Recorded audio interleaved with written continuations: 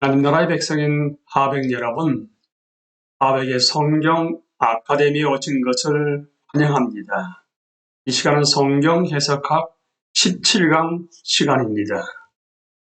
이 시간에는 성경에 대한 객관적 조망 가운데 성경 본문의 의미와 관련된 질문들 중에서 의미를 결정하는 데 있어서 성령의 역할은 무엇인가가 주제입니다.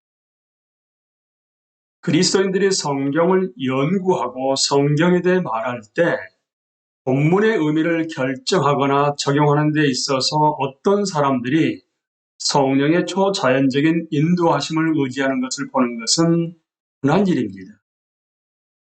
실제로 성경은 성령이 이런 식으로 역사하신다는 것을 보여주는 것인가?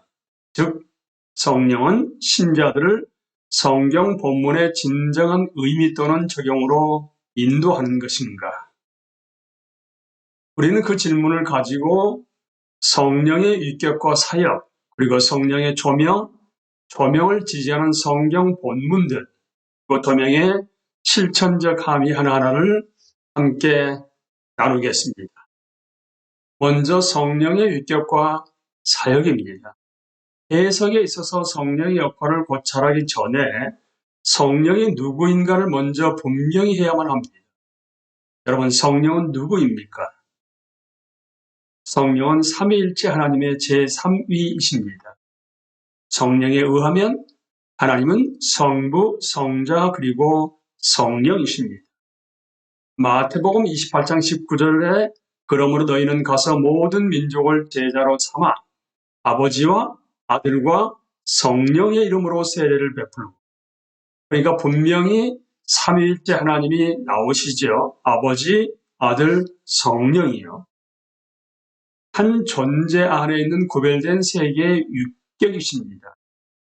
성부는 하나님이십니다. 성자는 하나님이십니다. 성령은 하나님이십니다. 그러나 오직 한 하나님이 계십니다. 그리고 성부는 성자가 아니고 성령도 성자가 아닙니다. 그럼에도 신적 속성에 있어서는 성부와 성자와 성령은 동일한 선하심, 지혜, 거룩, 지식, 능력 등을 공유하십니다. 성령은 성부와 성자에 의해서 세상에 보내지셨습니다. 요한복음 14장 26절입니다. 보혜사 곧 아버지께서 내 이름으로 보내실 성령, 그가 너에게 모든 것을 가르치고 내가 너에게 말한 모든 것을 생각나게 하리라.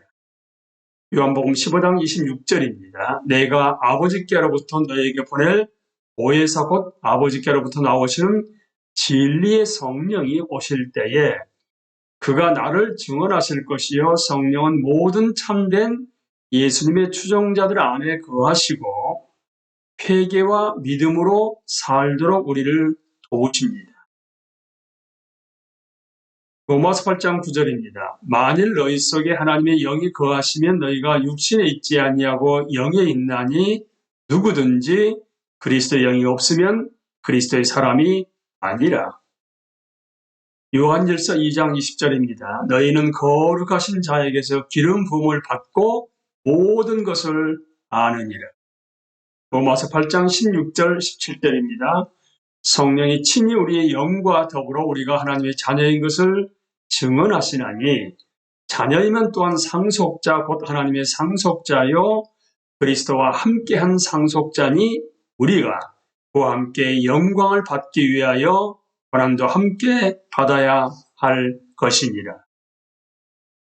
그러니까 성령은 하나님의 백성들을 영적 은사로 강하게 하셔서 그리스도의 몸인 교회를 세우게 하십니다. 게다가 성령은 하나님의 백성을 위해 기도하시고 우리가 자녀인 것을 일깨워 주십니다. 성령은 성경 저자들을 감동하셔서 비록 인간 저자의 생각에 의해서 기록되었지만 그들이 기록한 모든 단어도 성령의 감동을 받게 하셨고 오류가 없게 하셨습니다. 베드로서 1장 20절에서 21절입니다. 여러분이 무엇보다도 먼저 알아야 할 것은 이것입니다. 아무도 성경의 모든 예언을 제멋대로 해석해서는 안 됩니다.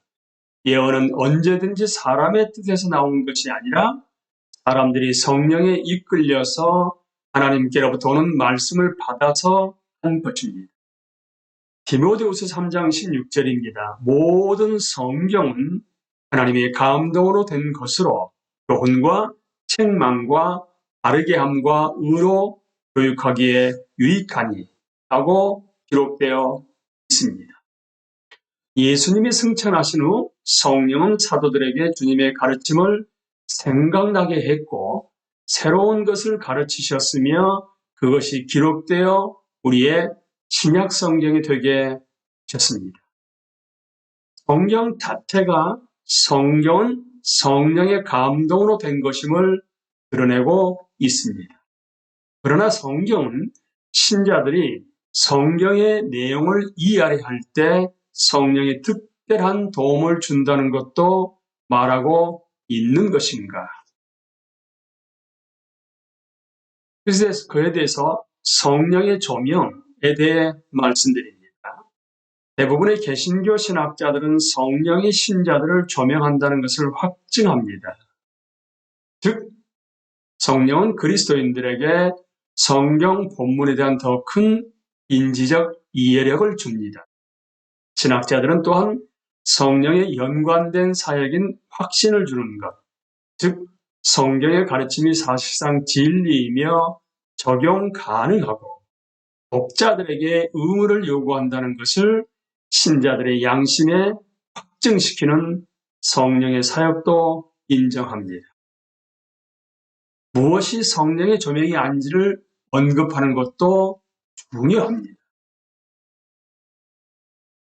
성령은 말씀을 분별하도록 우리의 선 이해를 극복하는 것을 가능하게 한다. 그러나 성령은 우리가 그렇게 하리라는 것을 보장하지는 않는다. 어려운 본문에 대해서 우리는 구할 수 있는 모든 도구를 사용해야 한다. 그러나 여전히 우리는 경험이나 신학적 경향에 지배하는 방식으로 본문을 종종 읽을 것이다. 어떤 본문들은 매우 애매모호해서 한 가지 이상의 해석이 가능하다. 우리는 해석학적 선택을 해야 한다. 그러나 성령의 계속적 인도하심과 동료들의 도전에 열려 있어야 한다. 성령은 본문에 대한 우리의 마음을 자유롭게 하신다. 그러나 우리에게 올바른 대답을 속삭이지는 않는다라고 성경 해석학자인 그랜츠 오스본이 말하고 있습니다. 성령의 조명하시는 역사 때문에 신자들이 항상 사물을 옳게 보는 것은 아닙니다. 다른 많은 요인들이 해석에 영향을 미칩니다. 신자들의 선천적 지능, 기술, 성향, 하나님과의 친밀성과 순종과 같은 것들입니다.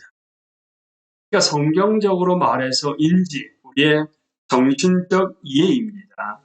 인지와 의지, 의지는 인간 의지의 선택이라는 것을 말하고 있는데요. 인지와 의지는 동전의 양면입니다. 성경 저자는 성경의 올바른 의미에 대해 확증하는 사람이 동시에 순종을 거부하는 상황을 생각하지 않습니다. 하지만 예레미야서 17장 9절을 보시게 되면 만물보다 더 거짓되고 아주 썩은 것은 사람의 마음이니 누가 그 속을 알 수 있습니까? 하나님께 복종하지 않는 자는 자신의 불경건한 행동을 정당화하기 위해서 불가피하게 성경의 가르침과 진실에 대한 그의 지각을 왜곡합니다. 잠언서 22장 13절에 게으른 사람은 핑계 대기를 바깥에 사자가 있다, 거리에 나가면 찢겨 죽는다 한다. 죄악된 인간의 마음은 왜곡된 관점을 정당화하기 위해 증거를 조작합니다.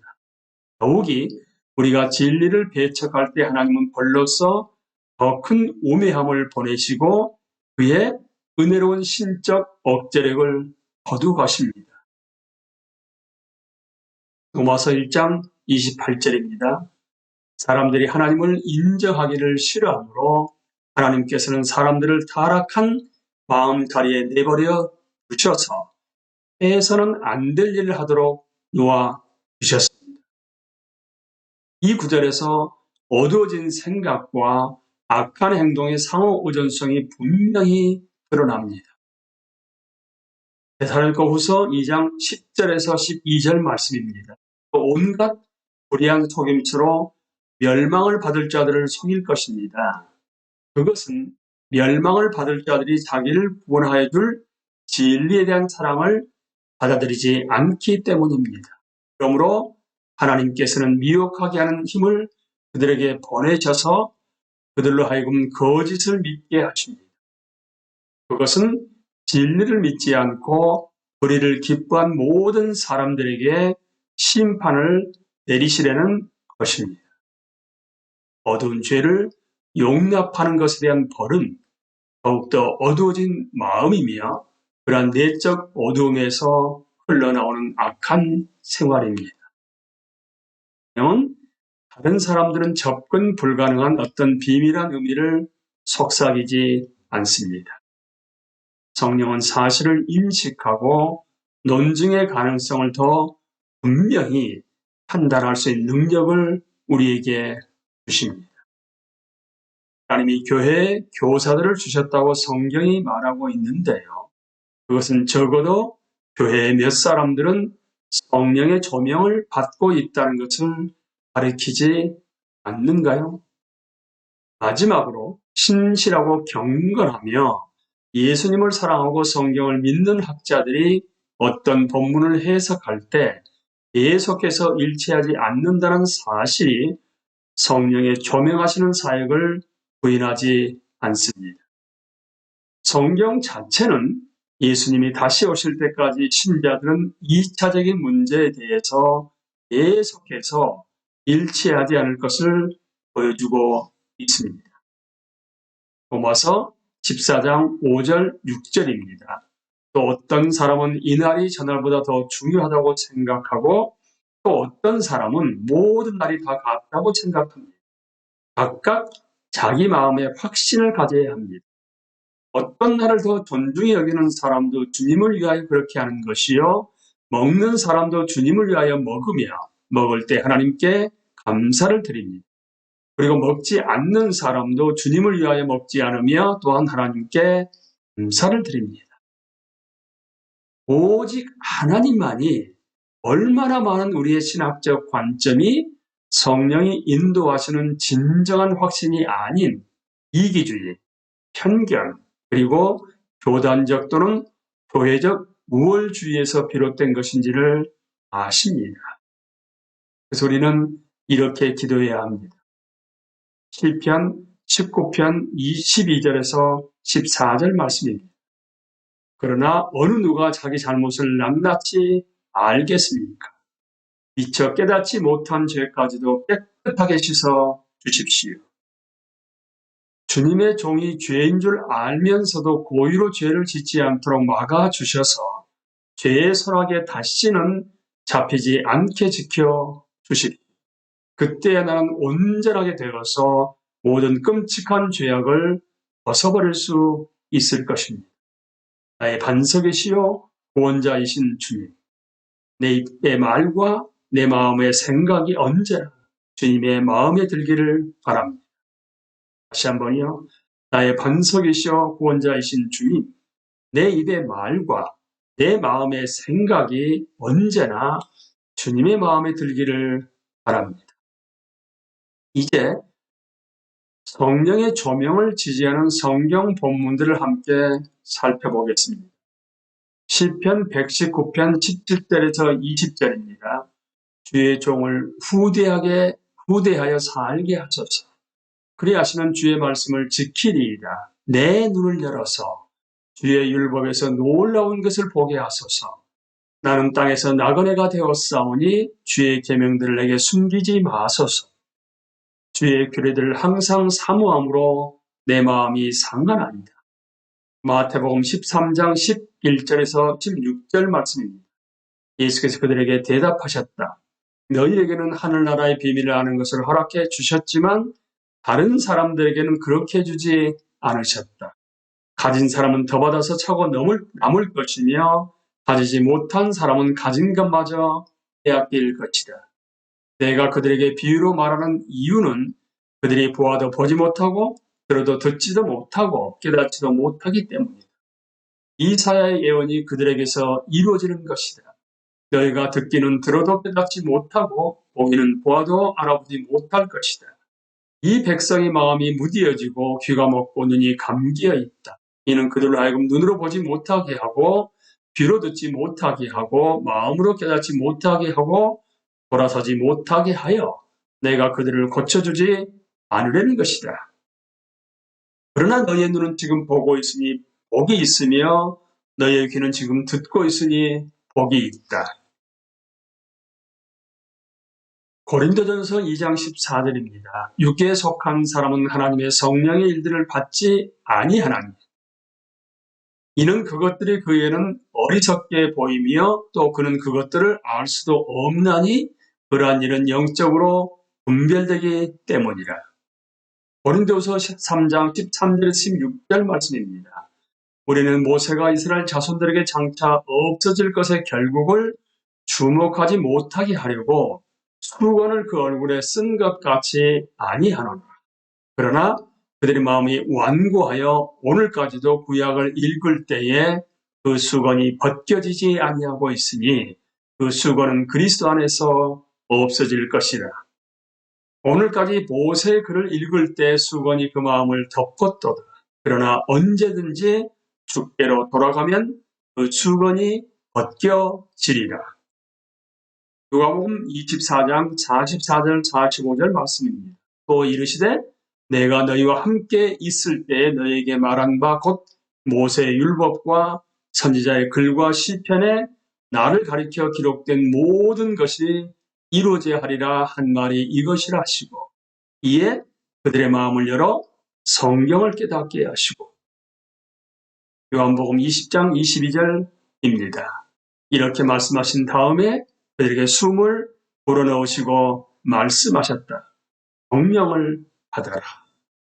여기까지가 여러분 성령의 조명을 지지하는 성경 본문이었습니다. 이제 성령의 조명의 실천적 함의를 함께 나누겠습니다. 신자들이 성경을 이해하고 적용하고 순종하도록 성령께서 돕는다는 것을 성경이 가르치고 있다면 우리가 성경에 접근하는 방식에 분명한 함의가 있습니다. 읽고 공부하고 연구하고 생각하는 데 합당한 열심을 보이면서도 그리스도인은 성경의 신적 저자 앞에 궁극적으로 엎드려 자신의 죄인됨을 고백하고 초자연적인 도움을 구해야만 합니다. 하나님 나라 백성인 하객 여러분, 예수 그리스도의 참된 제자가 되기 위해서 우리는 성경 본문을 읽고 공부하고 연구하고 생각하는 데 합당한 열심을 보이면서도 예수의 제자로서의 그리스도인인 우리는 성경의 신적 저자 성령 하나님 앞에 궁극적으로 엎드려 우리 자신의 죄인됨을 고백하고 초자연적인 도움을 구해야만 하는 것입니다. 여러분과 제가 그렇게 하게 됨으로 말미암아 참된 예수 그리스도의 제자로서의 그리스도인으로 하나님을 영광하게 할 수 있게 되기를 예수님의 이름으로 기도합니다. 감사합니다.